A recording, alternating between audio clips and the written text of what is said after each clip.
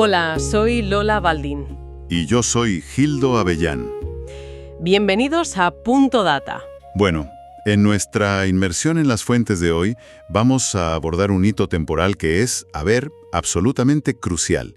En abril de 2026 se cumplen 500 años exactos de la fundación del Imperio Mogol. Eso es. Y para quienes nos escuchan, creo que es vital dimensionar primero qué era exactamente esta entidad, ¿no?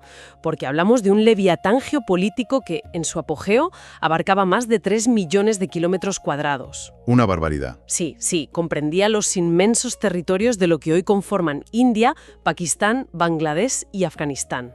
Y es que la escala económica era igual de asombrosa. Llegó a concentrar cerca del 25% del Producto Interior Bruto mundial. O sea, era el núcleo económico del planeta en la era preindustrial. Totalmente. Y por eso, el objetivo en este análisis a fondo es explorar la maquinaria profunda de este imperio, ver cómo lograron establecerse, cómo funcionaba su burocracia, que era muy compleja, y por qué su legado genera hoy una tensión identitaria tan extrema. Claro, un debate que divide a la sociedad actual, literalmente, entre quienes glorifican esta época como una especie de paraíso de tolerancia secular y quienes la denuncian como un periodo de pura opresión religiosa. Exacto. Y bueno, para comprender el origen de esta paradoja histórica, la geografía es clave. Todo arranca muy lejos del subcontinente indio. Sí, en las áridas estepas de Asia Central. En 1483 nació un personaje llamado Babur, en la región del Valle de Fergana, en la actual Uzbekistán. Por aquel entonces, toda esa vasta zona se conocía como Mawarannar, o Transoxiana. Y fíjate, ese origen lo marca todo. Babur era un príncipe de linaje timúrida. Por línea paterna descendía de Timur, el gran conquistador turco, y por línea materna del mismísimo Gengis Khan. Casi nada. Claro. Y de hecho, es fundamental aclarar aquí que el término mogol que utilizamos en la actualidad no es más que una variación lingüística de mongol. Ah, claro. Sí, es una palabra que la población nativa de la India empezó a usar para identificar a estos ejércitos que llegaban desde el norte, desde Asia Central. Y la juventud de Babur es, en esencia, una cadena de fracasos. La verdad, su obsesión vital era gobernar la gran ciudad de Samarcanda, que era la tierra de sus ancestros. Pero no lo conseguía. No. Tras perder repetidamente sus territorios natales, toma una decisión a la desesperada. En 1526 cruza el montañoso paso de Khyber, que es la frontera natural entre los actuales Afganistán y Pakistán, y lanza una invasión sobre el norte de la India. La región conocida entonces como el Indostán. Exacto. Y eso nos lleva a la famosa llanura de Panipat. Babur se enfrenta allí al sultán afgano Ibrahim Lodi, quien gobernaba desde la ciudad de Delhi. Y aquí los números son de locos. Los registros indican que las fuerzas de Lodi eran abrumadoras, unos 100.000 hombres de infantería y cientos de elefantes de guerra. Madre mía. Y Babur, por el contrario, apenas contaba con 12.000 combatientes. O sea, la desproporción era absoluta. Pero al leer los detalles de la batalla de Panipat, quedará claro por qué venció Babur. Y no fue por fuerza bruta, sino por la aplicación de una innovación militar que fue devastadora en ese contexto. Eso es. Babur combinó la agilidad de los arqueros a caballo, que son muy típicos de la estepa asiática, con armas de fuego, arcabuceros y, sobre todo, artillería de campaña. Cañones. Sí, cañones móviles. El impacto psicológico y táctico de esa pólvora fue definitivo. Babur encadenó sus carros de suministros para formar una barricada defensiva y desde ahí desató el fuego. Y claro, el estruendo ensordecedor, el humo, el olor a azufre, aterrorizaron por completo a los elefantes del sultán Lodi. Presas del pánico, las inmensas bestias se dieron la vuelta y terminaron aplastando a sus propias líneas de infantería. Fue, una victoria técnica indiscutible. Totalmente. Pero claro, ganar una batalla no equivale a sostener un Estado, y aquí encontramos un choque cultural que las fuentes describen con mucho detalle. Porque Babur y sus tropas eran guerreros de cultura turco-persa. De religión musulmana. Exacto, y acostumbrados al clima fresco de las montañas de Kabul. De repente se encuentran gobernando a una población inmensa, mayoritariamente hindú, en un clima tropical implacable y rodeados de idiomas que no comprendían en absoluto. Es que es como, haciendo una analogía, es como un alto ejecutivo expatriado que funda una empresa multimillonaria en un país extranjero, pero se pasa la vida quejándose del calor y añorando la comida de su tierra. Es una comparación perfecta. De hecho, en sus propias memorias, el Baburnama, se percibe esa profunda alienación. Babur escribe que en el Indostán no hay buenos caballos, no hay buena carne, ni siquiera hay melones de calidad, que eran su fruta predilecta. Qué curioso. Sí, es el retrato de un líder que se siente completamente forastero en el territorio que acaba de conquistar. Y leyendo esas memorias, me pareció fascinante que Babur no intentara ganarse los corazones de la población local de inmediato. O sea, su estrategia inicial parece puramente transaccional, ¿no? Sí, para someter a millones de personas que lo veían como un invasor, recurrió a una mezcla de terror y sobornos masivos. Los documentos históricos respaldan esa lectura sin duda. Al no tener una red administrativa implantada, su dominio fue brutal y provisional. No dudaba en erigir torres de cráneos con los soldados vencidos. ¡Qué salvajada! Una táctica heredada de Timur, sí, para sofocar cualquier chispa de rebelión mediante el terror puro. Y en el plano interno, saqueó los tesoros acumulados en ciudades como Agra y Delhi para inundar de riquezas a sus propios generales. Claro, para que no se fueran. Exactamente. Era la única manera de comprar su lealtad y evitar que abandonaran el asfixiante calor de la India para regresar a Asia Central. Pero bueno, financiar la lealtad de un ejército entregando el botín de guerra tiene fecha de caducidad. Si este imperio quería sobrevivir a la primera generación de invasores, necesitaba imperiosamente dejar de ser un campamento militar gigante y transformarse en un estado funcional.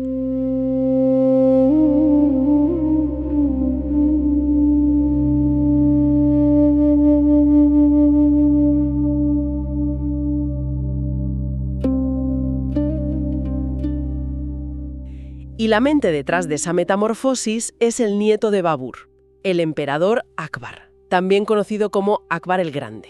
Akbar es, sin duda, el arquitecto institucional de este imperio. Él comprendió que la estabilidad requería meritocracia y control. Para ello, diseñó el sistema Mansabdari. A ver, expliquemos esto con calma porque la palabra Mansabdar puede sonar abstracta. Sí. A ver, la palabra Mansab significa rango en persa. A través de este sistema, Akbar estructuró a toda la nobleza y al ejército bajo una inmensa, digamos, hoja de cálculo burocrática. Y siempre resulta difícil imaginar cómo se gestionaba algo así en el siglo XVI. Cómo se paga y se organiza a decenas de miles de jinetes sin que el imperio caiga en bancarrota. Pues la solución de Akbar fue asignar 2 valores numéricos a cada oficial, al que se conocía como Mansabdar. El primer valor era el Zat, que definía su salario base y su estatus en la corte. Vale. ¿Y el segundo? El segundo era el Sawar, y esto estipulaba el número exacto de jinetes de caballería pesada que ese oficial debía reclutar, equipar y mantener disponibles para el emperador. Pero claro, en esa época el fraude militar era el pan de cada día. Un noble podía presentar caballos decrépitos o prestados solo para pasar la inspección, cobrar el dinero y luego no tener un ejército real. Exacto. Y Akbar lo sabía perfectamente. Por eso instituyó la práctica del Daj. Consistía en marcar a fuego cada caballo que era aprobado por los inspectores del imperio. Si un caballo no tenía la marca imperial, el oficial simplemente no cobraba por él. Lo más brillante de toda esta estructura organizativa es cómo se financiaba, a través de lo que llamaban el Hagir. Para entender el Hagir de forma sencilla, la audiencia puede imaginar un modelo moderno de franquicia comercial. O un paquete de opciones sobre acciones de una empresa. Eso es. En lugar de enviar cofres con oro y plata a las provincias, el Estado otorgaba al Mansabdar el derecho a recaudar los impuestos agrícolas de una extensión de tierra específica. Y el valor de esos impuestos equivalía a su salario. Pero aquí está la clave. Esa es la distinción fundamental que impidió la fragmentación del imperio durante décadas. El Mansabdar tenía derecho a los ingresos de la tierra, pero no era el propietario de la tierra. O sea, los Hagires no eran hereditarios. Para nada. Al morir el oficial, la concesión volvía inmediatamente al Estado central. Además, se rotaba constantemente a estos oficiales por diferentes provincias, impidiendo que echaran raíces. Claro, para que no formaran milicias privadas o intentaran crear reinos rivales independientes. Exactamente. Todo el poder emanaba del emperador. Pero Akbar no solo fue un genio de la logística financiera y burocrática, también transformó la ideología del Estado. Se dio cuenta de que una élite gobernante formada exclusivamente por guerreros extranjeros no podría mantener el control sobre una población abrumadoramente hindú. Y su solución fue la integración total. Reclutó a la casta de guerreros locales, los Rajputs, y a los brillantes administradores brahmanes y los convirtió en oficiales de altísimo rango dentro de su sistema Mansabdari. Y ese movimiento político vino acompañado de decisiones culturales sísmicas. Por ejemplo, Akbar abolió la jizya. Un paso importantísimo. Sí, la jizya era el impuesto que la ley islámica tradicional obligaba a pagar a los ciudadanos no musulmanes. También ordenó que grandes epopeyas sagradas sánscritas como el Majábharata y el Ramayana fueran traducidas al persa, que era el idioma de la corte mogola. Y no se quedó ahí. Fundó el Ibadat Khana, o Casa de Adoración. Era un espacio dedicado exclusivamente a que eruditos de todas las religiones, hindúes, musulmanes, jainistas, cristianos, debatieran frente a él. Desde una perspectiva moderna, este intento de Akbar de crear incluso una doctrina ética sincrética, que llamó el Dini Ililai, suena casi a un modelo utópico de Estado laico, ¿no te parece? Suena muy moderno, sí. Pero al revisar los análisis contemporáneos, siempre surge la misma duda. ¿Esta tolerancia secular era realmente el acto de un sabio iluminado buscando la armonía universal o simplemente era un político extremadamente calculador asegurando su trono? Pues, como señala el economista y filósofo Amartya Sen en sus análisis, en realidad fue una magistral combinación de ambas cosas. Akbar creía firmemente en el concepto de Sulh-i-Kul, que significa la paz universal o paz para todos, e impulsó un genuino pluralismo. Ya, pero con un beneficio práctico evidente. Totalmente. Esta tolerancia tenía un propósito político implacable. Al posicionarse como el árbitro supremo de todas las fes, Akbar logró despojar de poder al clero ortodoxo islámico, a los ulemas, que tradicionalmente ponían límites a los gobernantes. Al elevarse a sí mismo como un guía espiritual por encima de todas las religiones, blindó su autoridad absoluta. Fascinante. Y claro, esa estabilidad interna, sumada al implacable motor de recaudación del sistema de jagires, convirtió al imperio en un gigante económico mundial, y esa riqueza estratosférica atrajo las miradas de todo el mundo y permitió a los herederos de Akbar traducir ese poder político en piedra.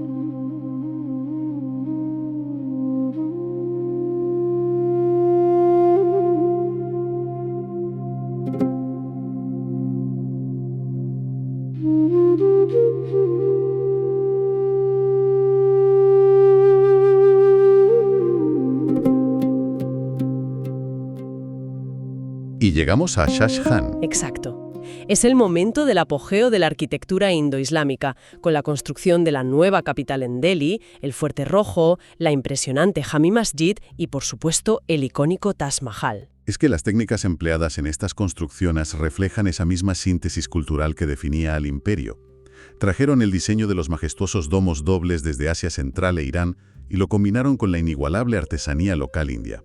Utilizaron técnicas de un lujo extremo, como la pietra dura. Sí, la incrustación meticulosa de piedras semipreciosas directamente en el mármol blanco para formar motivos florales matemáticamente perfectos. Y todo este despliegue de opulencia generó un choque de percepciones interesantísimo cuando entraron en escena las nacientes compañías comerciales europeas. Franceses, ingleses, holandeses, todos llegaban a las costas indias buscando monopolizar el comercio de especias, seda y otros bienes. Y es muy revelador leer cómo procesaron este encuentro cultural, ¿verdad? Muchísimo. Las cartas de François Bernier, por ejemplo, que fue un médico y filósofo francés que residió en la corte mogola en 1668, son un documento extraordinario. Bernier envió informes detalladísimos a la Compañía Francesa de las Indias Orientales, dándoles un consejo muy claro. Les dijo, básicamente, que ocultaran su verdadero poder y fingieran una sumisión total. Claro, les explicaba que desde la óptica de la inmensa corte mogola, Europa era vista como una colección de reinos minúsculos e irrelevantes en los márgenes del mapa. Exacto. Para los mogoles, el centro del mundo civilizado era la India, y los europeos no eran más que mercaderes marítimos periféricos, a los que se toleraba simplemente por su utilidad comercial. Es una ironía de histórica tremenda. Las potencias europeas llegaban allí inflamadas por el orgullo de la llamada era de los descubrimientos, convencidas de su supremacía global, y se topaban con una corte imperial que ni siquiera las consideraba interlocutores políticos válidos. Y este resentimiento europeo ante un poder económico superior sentó las bases de un sesgo muy duradero. Al mezclar el asombro por la riqueza infinita del llamado Gran Mogol con la humillación de ser tratados como súbditos menores, los europeos comenzaron a construir el famoso mito del despotismo oriental. Sí, y el arte jugó un papel enorme en esto. Pintores europeos y grabadores como Georg Breu o intelectuales como Golius, que ni siquiera habían pisado la India, proyectaban una imagen distorsionada. Copiaban o traducían fragmentos, imaginando harenes decadentes y una tiranía puramente caprichosa, ignorando por completo la complejísima burocracia meritocrática que de verdad sostenía el imperio.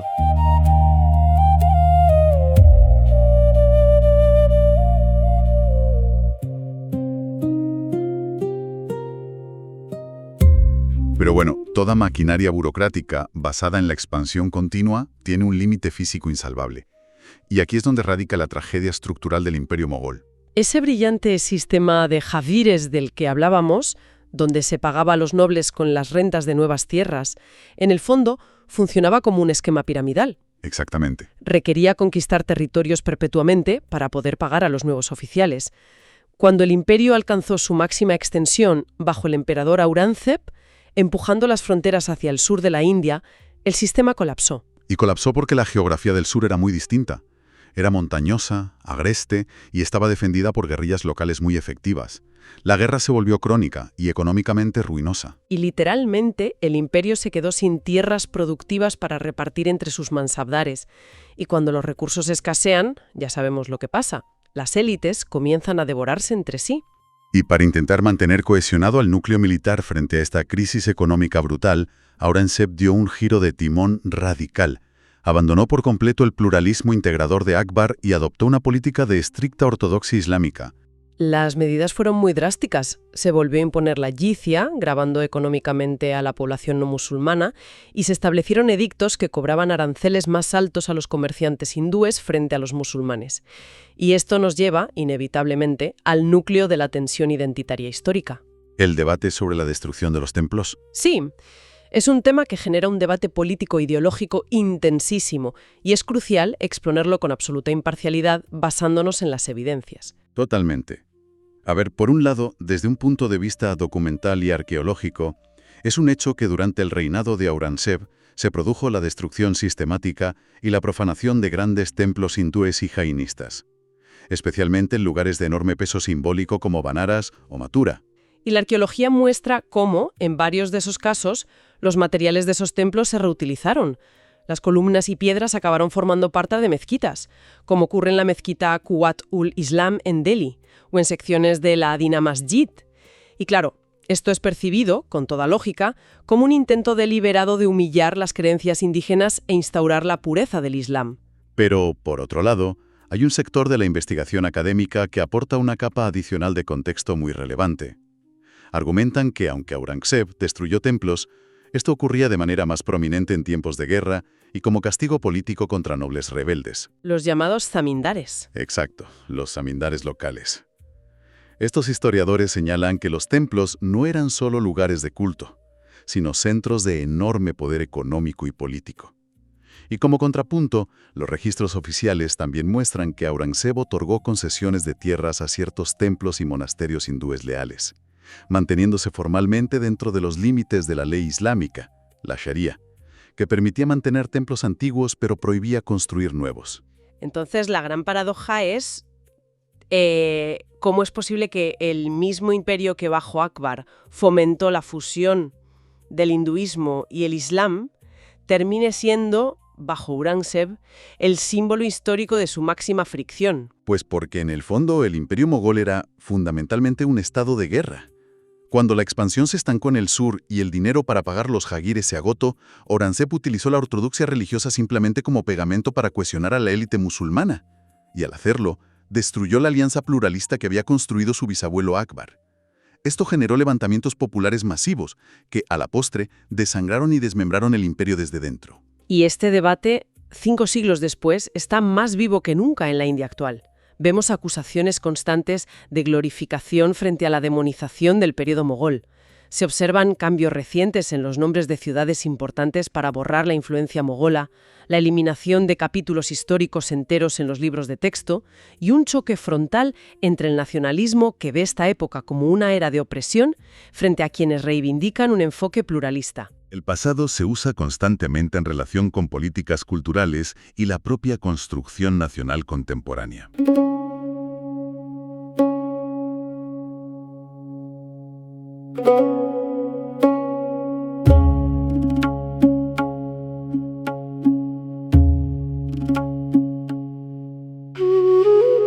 Bueno, para recapitular de forma sencilla los puntos fundamentales de nuestro análisis de hoy. 1. Los mogoles comenzaron como invasores extranjeros de Asia Central que crearon una maquinaria estatal y militar sin precedentes. 2. Con Akbar a la cabeza, la política y la cultura hindú e islámica se entrelazaron de una forma asombrosa, generando un periodo de inmensa riqueza pluralista y avances arquitectónicos globales innegables. Y 3.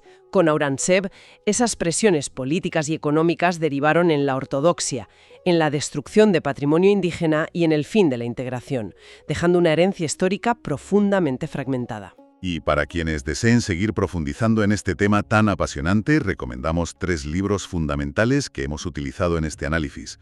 Primero, el manual History of Medieval India, que es vital para comprender ese tejido administrativo y social tan complejo. También recomendamos Europe's India, del investigador Sanjay Subrahmanyam, para explorar a fondo cómo Occidente percibía a este gigante asiático. Y por último, The Argumentative Indian, del premio Nobel Amartya Sen, indispensable para adentrarse en los debates sobre la tolerancia y el pluralismo promovido por Akbar. Lecturas totalmente recomendadas.